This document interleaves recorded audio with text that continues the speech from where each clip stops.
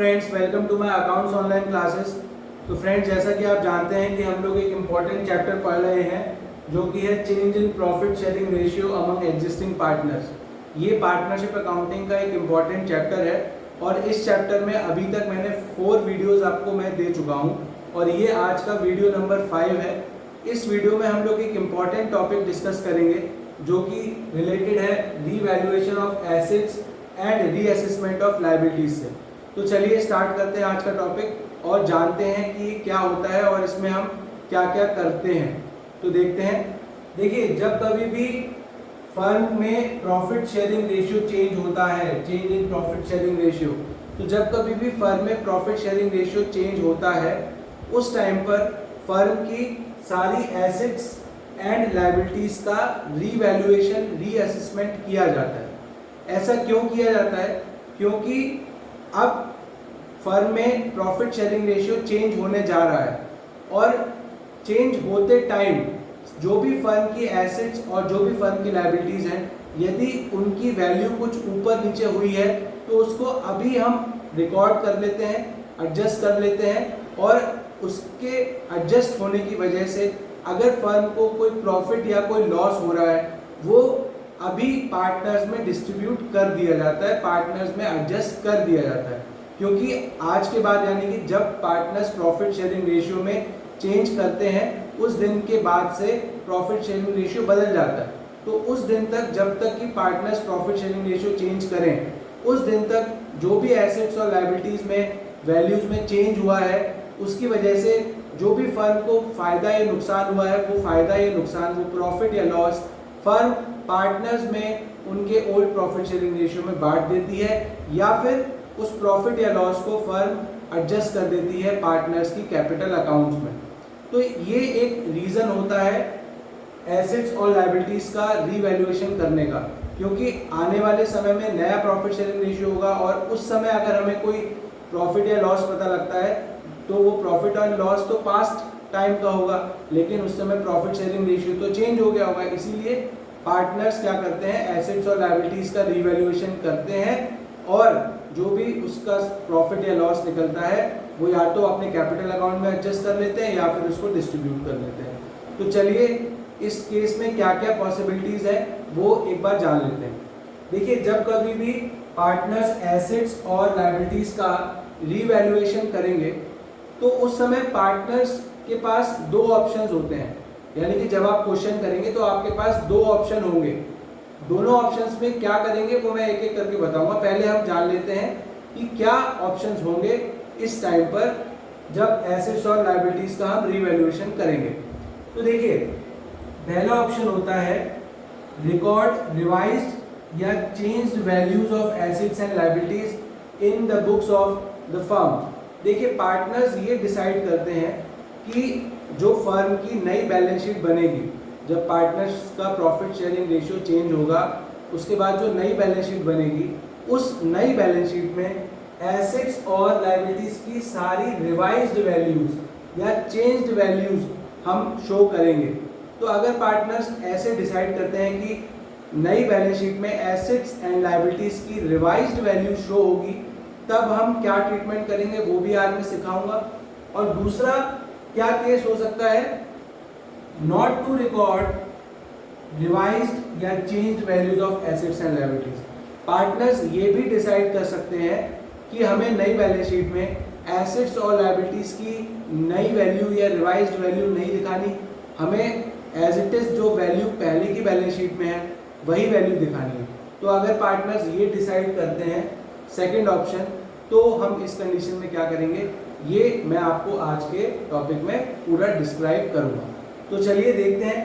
Friends, आपको मैं एक बात बता दूं, बड़ी सिंपल सी बात है। ऑप्शन कोई सा भी हो, ऑप्शन चाहे रिवाइज वैल्यू को दिखाने वाला हो या फिर रिवाइज वैल्यू को ना दिखाने वाला हो, इन दोनों केसेस में हम लोग सबसे पहला काम क्या करते हैं, सबसे पहला काम हम करते हैं, हम एक रीवैल्यूएशन अकाउंट बनाते हैं। हम क्या बनाते हैं? Revaluation account. ये रीवैल्यूएशन अकाउंट चाहे कोई भी केस हो, चाहे केस नंबर ए हो या बी हो, हमें उससे मतलब नहीं है। हमें सबसे पहले जब एसेट्स और लायबिलिटीज़ का हम रीवैल्यूएशन करेंगे तो उसको जो भी वैल्यू में इंक्रीज या डिक्रीज होगा वो हम रीवैल्यूएशन अकाउंट बनाकर नेट डिक्रीज या इंक्रीज या नेट अफेक्ट जो होगा वो फाइंड आउट करेंगे। उसके बाद इन ऑप्शंस पे जाएंगे कि क्या करना है, तो मैं आपको बताऊंगा। पहले हम सीख लेते हैं रीवैल्यूएशन अकाउंट बनाना, या फिर रीवैल्यूएशन अकाउंट के बारे में जान लेते हैं कि ये कैसे बनता है। तो चलिए देखते हैं रीवैल्यूएशन अकाउंट।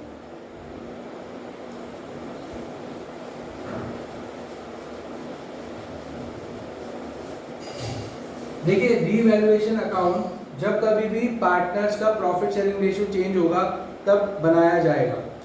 रीवैल्यूएशन अकाउंट, इस अकाउंट को हम एक नाम से और जानते हैं जिसको हम बोलते हैं P&L एडजस्टमेंट अकाउंट। देखिए, P&L एडजस्टमेंट अकाउंट इसलिए बोला जाता है क्योंकि यहाँ पर जब प्रॉफिट शेयरिंग रेशियो चेंज हो रहा है उस टाइम पर फर्म को कोई भी नया प्रॉफिट या नया लॉस या कोई नया इनकम या कोई नया एक्सपेंस फर्म अगर रिकॉर्ड करती है, ऑब्जर्व करती है, तो उस प्रॉफिट या उस लॉस को फर्म इस रीवैल्यूएशन अकाउंट में दिखाती है। एसेट्स एंड लायबिलिटीज में चेंज होने की वजह से भी प्रॉफिट लॉस होता है, वो प्रॉफिट लॉस भी हम इसी अकाउंट में दिखाएंगे, रीवैल्यूएशन अकाउंट में। और कोई भी किसी अदर रीजन से अगर फर्म को प्रॉफिट या लॉस हो रहा है इस टाइम पर, change in profit sharing ratio के टाइम पर, तो वो प्रॉफिट या वो लॉस या वो एक्सपेंस या वो इनकम हम इस अकाउंट में दिखाते हैं। इसीलिए इसका नाम P&L एडजस्टमेंट अकाउंट भी होता है, या फिर आप रीवैल्यूएशन अकाउंट भी कह सकते हैं। तो चलिए देखते हैं। देखिए, ये अकाउंट नॉमिनल नेचर का अकाउंट है। जैसे कि आप P&L अकाउंट बनाना सीख चुके थे 11th क्लास में, बिल्कुल वैसा ही नॉमिनल नेचर का अकाउंट है। ये डेबिट साइड, ये credit side, particulars, amount, particulars, amount. देखिए, सबसे पहले मैं एसेट्स और लायबिलिटीज की बात करूंगा कि एसेट्स और लायबिलिटीज में चेंज होने के वजह से हमें प्रॉफिट होगा और जब लॉस होगा तो हम कैसे इस अकाउंट में रिकॉर्ड करेंगे। बड़ा ही आसान है, आप आसानी से इसको सीख सकते हैं। देखिए, सबसे पहले मैं बात कर लेता हूँ। देखिए, हमारे पास क्या होता है, एसेट्स और लायबिलिटीज। ठीक है, फर्म की बैलेंस शीट में एसेट्स और लायबिलिटीज अलग अलग दी होती हैं।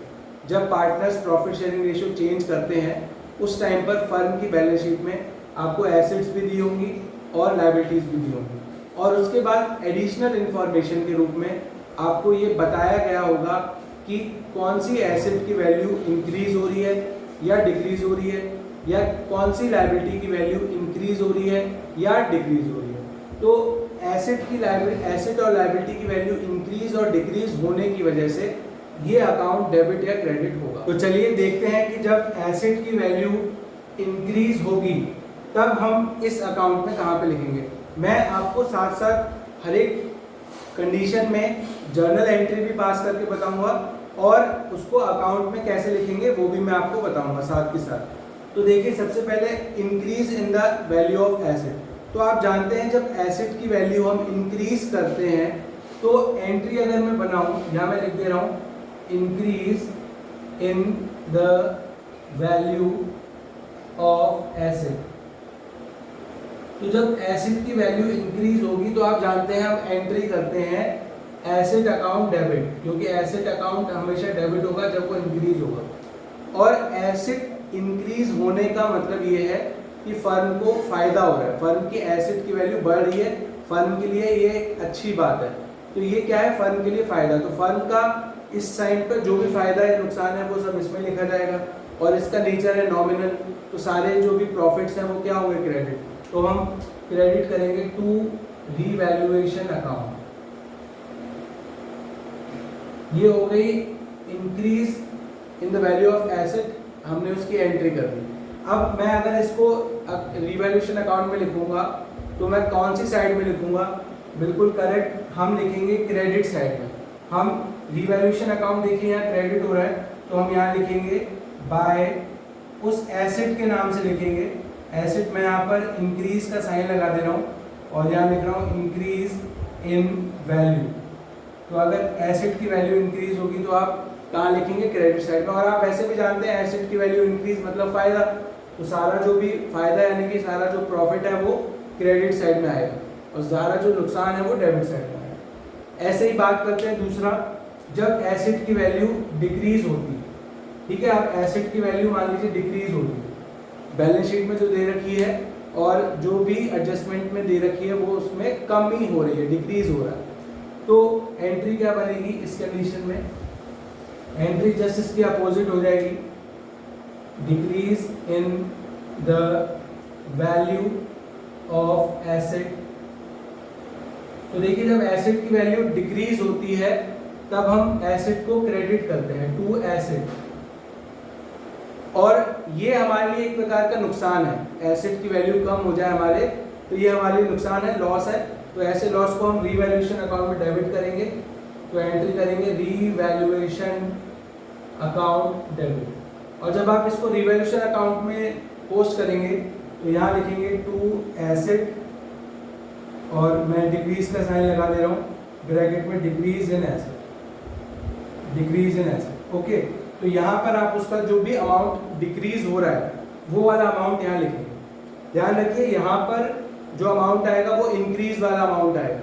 जैसे आपको बैलेंस शीट में फर्नीचर दिया है 5,000 रुपीज़ का और एडजस्टमेंट में बोला है furniture is revalued at 6,000 rupees, तो फर्नीचर की न्यू वैल्यू क्या हो गई 6,000, तो आपकी वैल्यू में कितना इंक्रीज हुआ?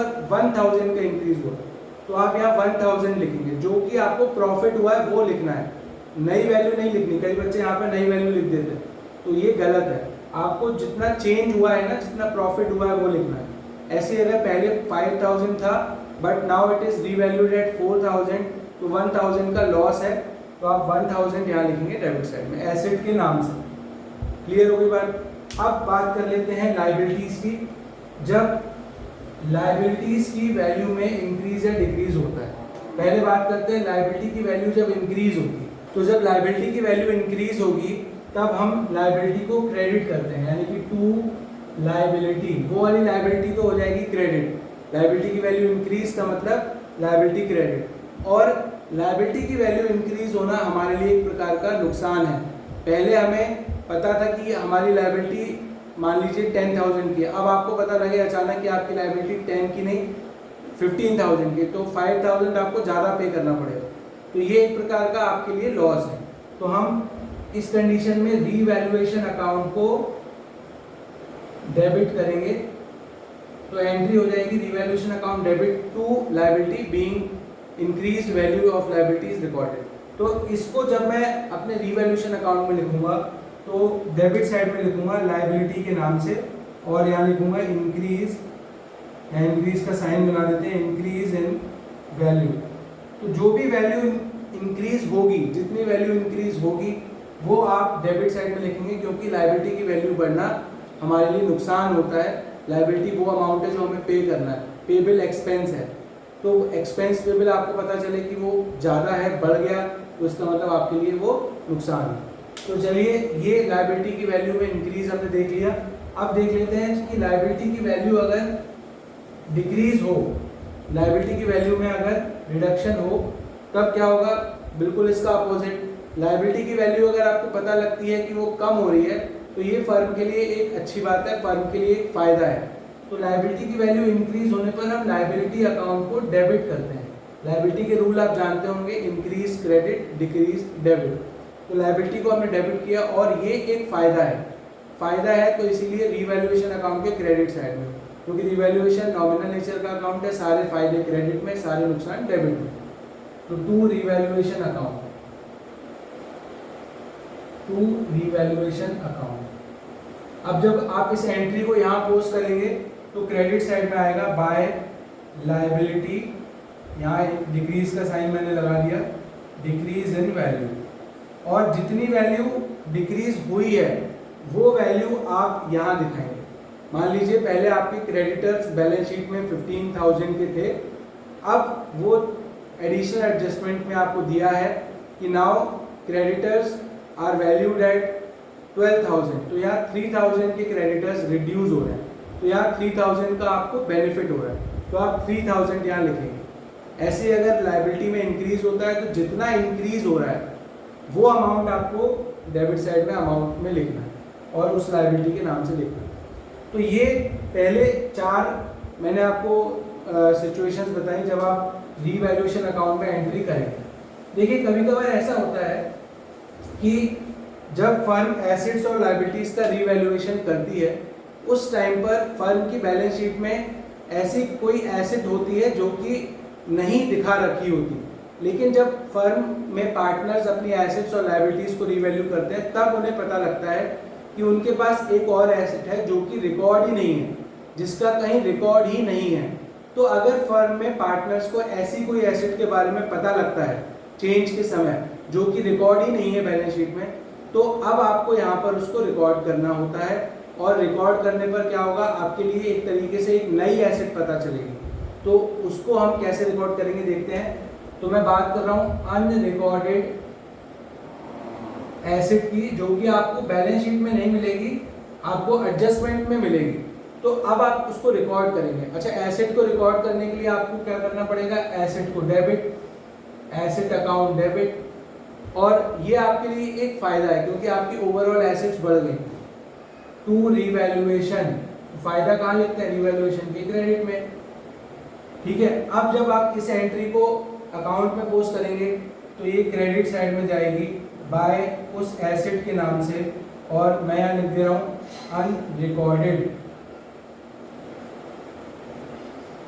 Unrecorded asset.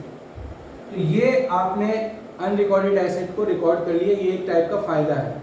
अब इसके बाद अगर मैं बात करूं अनरिकॉर्डेड लायबिलिटी की, मान लीजिए कोई ऐसी लायबिलिटी है जो कि आपको फर्म की बैलेंस शीट में नहीं दे रखी, लेकिन एडिशनल इंफॉर्मेशन में उसके बारे में कहा है, तो ऐसी लायबिलिटी को अब आपको रिकॉर्ड करना है। यानी कि अभी तक वो फर्म में रिकॉर्ड नहीं थी, अब आपको रिकॉर्ड करना है। यानी कि आपके लिए एक नई लायबिलिटी पता लगी। तो नई लायबिलिटी पता लगना एक प्रकार से फर्म को एक नुकसान है, क्योंकि फर्म को उसे पे करना पड़ेगा। तो जब इसको रिकॉर्ड करेंगे तो देखिए नई लायबिलिटी पता लगना, इसका मतलब लायबिलिटी क्रेडिट होगा लायबिलिटी अकाउंट, और इसके बाद ये एक प्रकार का लॉस है फर्म के लिए, तो यहाँ पर रीवैल्यूएशन अकाउंट में आप उसको डेबिट कर देंगे। तो इसकी जब आप एंट्री को यहाँ पोस्ट करेंगे तो डेबिट साइड में आएगा टू लायबिलिटी, और मैं लिख दे रहा हूँ अनरिकॉर्डेड लायबिलिटी को आपने यहाँ लिख दिया। अब यहाँ अनरिकॉर्डेड एसेट और अनरिकॉर्डेड लायबिलिटी जब आप इसमें रिकॉर्ड करेंगे तो वो फुल अमाउंट पे करेंगे जिस अमाउंट पे आप उसको रिकॉर्ड कर रहे हैं। वो अभी तक रिकॉर्ड नहीं है, उनकी वैल्यू 0 है बुक्स में। अब आप उनको रिकॉर्ड कर रहे हैं, तो अब आप रिकॉर्ड करेंगे तो उनकी जो फुल वैल्यू है उस वैल्यू पर आप उसे रिकॉर्ड करेंगे। तो ये कुछ ट्रांजेक्शन्स हैं जो कि रिवैल्यूएशन अकाउंट में आते हैं। अब इसमें एक और ट्रांजेक्शन रहता है। सपोज करिए कि रीवैल्यूएशन के समय जब फर्म में रिकंस्ट्रक्शन हो रहा है, partners profit sharing ratio change कर रहे हैं, उस समय रीवैल्यूएशन या रीअसेसमेंट ऑफ लायबिलिटीज के समय अगर मान लीजिए फर्म के कुछ एक्सपेंस होते हैं, फर्म कुछ खर्चा करती है रीवैल्यूएशन ऑफ एसेट्स या रीअसेसमेंट ऑफ लायबिलिटीज के लिए या रिकंस्ट्रक्शन के लिए, तो ऐसे एक्सपेंस को भी हम P&L एडजस्टमेंट या रिवैल्यूएशन अकाउंट में शो करेंगे। तो ऐसे इसको हम बोलेंगे रीवैल्यूएशन एक्सपेंसेस। तो रीवैल्यूएशन एक्सपेंसेस की क्या एंट्री बनेगी, रीवैल्यूएशन एक्सपेंस, इसकी एंट्री बनेगी revaluation account debit to cash और बैंक। जिस भी मोड से फर्म रीवैल्यूएशन एक्सपेंसेस को पे कर रही है उस मोड से आप उसको क्रेडिट करेंगे, या तो टू कैश होगा या टू बैंक होगा। और जब आप इस एंट्री को यहाँ पोस्ट करेंगे तो आप यहाँ लिखेंगे टू कैश, अगर आपने कैश पे किया है, या टू बैंक, तो बैंक से पे किया है तो बैंक लिखेंगे। ये हो गए आपके रीवैल्यूएशन एक्सपेंस। तो इस प्रकार आपने देखा कि रीवैल्यूएशन अकाउंट में क्या क्या इंक्लूड हुआ। तो ये रीवैल्यूएशन अकाउंट में इंक्लूड होने वाले कुछ कॉमन आइटम्स हैं। इसके अलावा मैंने आपको एक बात बताई कि फर्म में प्रॉफिट शेयरिंग रेशियो चेंज होते समय कोई भी प्रॉफिट या कोई भी लॉस अगर आप ऑब्जर्व करें तो आप इसमें डालेंगे, और डालने के बाद आप क्या करेंगे चलिए देखते हैं। अब आपने सारे रीवैल्यूएशन के आइटम्स इसमें डेबिट और क्रेडिट कर दिए। अब आपको क्या करना है, जैसा कि आप P&L अकाउंट में करते थे, नेट प्रॉफिट या नेट लॉस निकालना है, तो ऐसे ही इस अकाउंट का भी आपको बैलेंसिंग फिगर निकालना होगा। अब बैलेंसिंग फिगर या तो प्रॉफिट होगा या लॉस होगा। तो अगर क्रेडिट का टोटल ज़्यादा है, डेबिट का कम है, तो यहाँ पर बैलेंसिंग फिगर आएगा एक प्रकार का प्रॉफिट, तो हम उसको बोलेंगे मैं लिख रहा हूँ balance CD to balance CD, या इसको मैं बोल सकता हूँ प्रॉफिट ऑफ रीवैल्यूएशन। ठीक है, आपको या तो ये प्रॉफिट कैलकुलेट होगा इसके बैलेंसिंग फिगर के रूप में, या फिर इसमें लॉस निकल के आएगा। यानी कि आप डेबिट का टोटल लगाएंगे, क्रेडिट का टोटल लगाएंगे, डेबिट का ज़्यादा है, क्रेडिट का कम है, तो आपका बाय बैलेंस CD निकल के आएगा। इसको हम लॉस ऑफ रीवैल्यूएशन भी बोल सकते हैं। ठीक है, तो इन दोनों में से आपका कोई एक निकल के आएगा, या तो प्रॉफिट निकल के आएगा या लॉस निकल के आएगा। अब आपको क्या करना है इस प्रॉफिट या लॉस का, वो डिपेंड करेगा फर्म कौन सा ऑप्शन अडॉप्ट करना चाहती है। मैंने आपको वीडियो के स्टार्टिंग में बताया था कि फर्म के पास दो ऑप्शन होते हैं। अगर फर्म चाहे, पार्टनर्स चाहें, तो एसेट्स और लायबिलिटीज़ की जो रिवाइज्ड वैल्यूज़ हैं, जो चेंज हुई हैं, ठीक है, उन चेंज वैल्यूज़ को अपने नई बैलेंस शीट में, अभी आप आने वाले टॉपिक्स में देखेंगे कि नई बैलेंस शीट भी आपको बनानी पड़ेगी। तो नई बैलेंस शीट में अगर पार्टनर्स ये चाहते हैं कि सारी एसेट्स और लायबिलिटीज़ को रिवाइज्ड वैल्यू पर लिखा जाए, तब हम क्या करेंगे, और जब पार्टनर्स चाहते हैं कि सेम वैल्यू लिखी जाए, रिवाइज्ड वैल्यू ना लिखी जाए, तब क्या करेंगे चलिए देखते हैं। तो मैं इसको यहाँ पर रब कर रहा हूँ। आई होप कि आप इसको समझ पाए होंगे और इसको नोट कर पाएंगे। चलिए, तो अब मैं आपको प्रॉफिट और लॉस को लेके आगे क्या होगा वो मैं आपको समझाता हूँ। देखिए,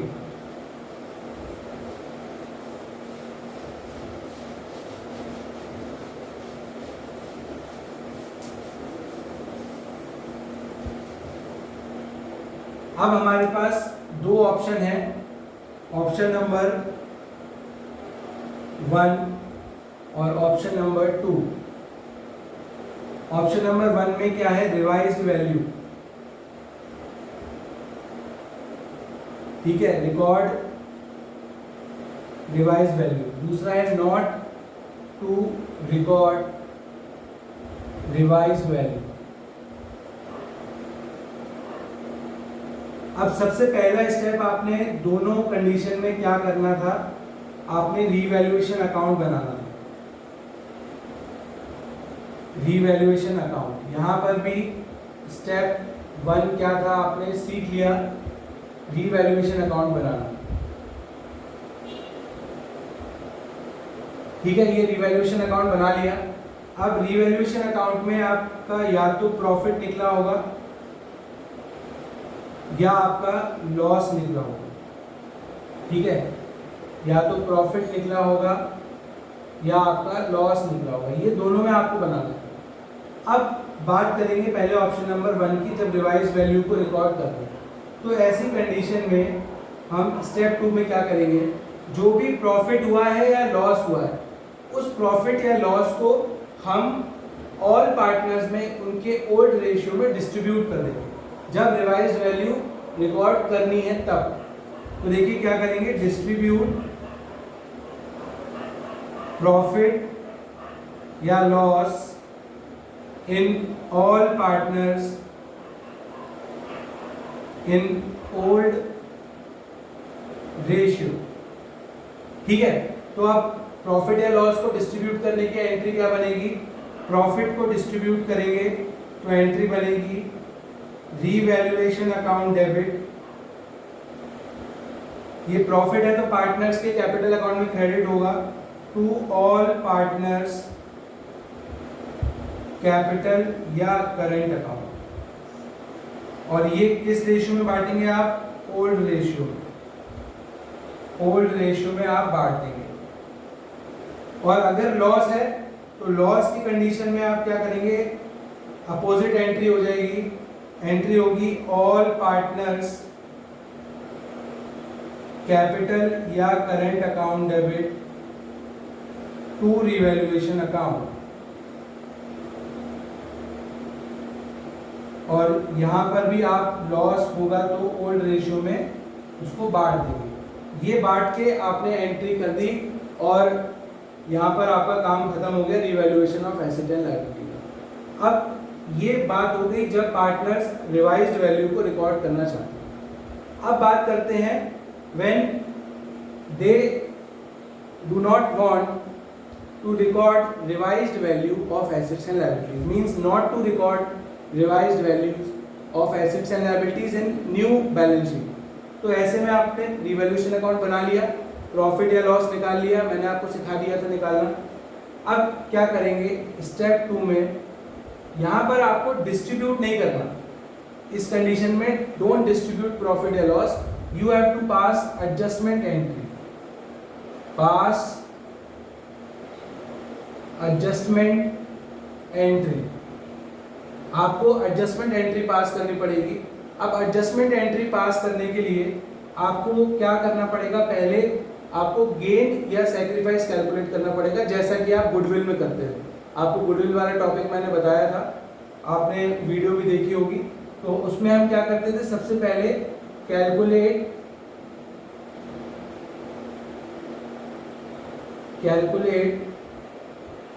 गेन और sacrifice. Calculate gain and sacrifice of each partner. आपने गेन एंड सैक्रिफाइस कैलकुलेट कर दिया। अब इसके बाद सेकंड पॉइंट में आप एडजस्टमेंट एंट्री पास करेंगे। अगर प्रॉफिट है, मान लीजिए प्रॉफिट है, तो आप एंट्री करेंगे gaining partners capital account debit या करंट अकाउंट भी आ सकता है to sacrificing partners capital account. तो जो भी पार्टनर गेन कर रहा होगा आप उसको डेबिट करेंगे और जो सैक्रिफाइस कर रहा होगा उसको क्रेडिट। और जो भी प्रॉफिट का अमाउंट होगा, जो प्रॉफिट अमाउंट कैसे निकालेंगे? इसके आगे लिखेंगे जो भी प्रॉफिट का अमाउंट है multiply by his gain share, और सैक्रिफाइसिंग पार्टनर के आगे जो भी अमाउंट होगा प्रॉफिट का अमाउंट मल्टीप्लाई बाय जो भी शेयर उसने सैक्रिफाइस किया। तो इस प्रकार आप gaining partners capital account debit to sacrificing partner करेंगे।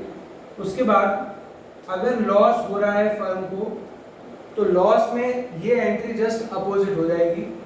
एंट्री हो जाएगी sacrificing partners capital account debit to gaining partners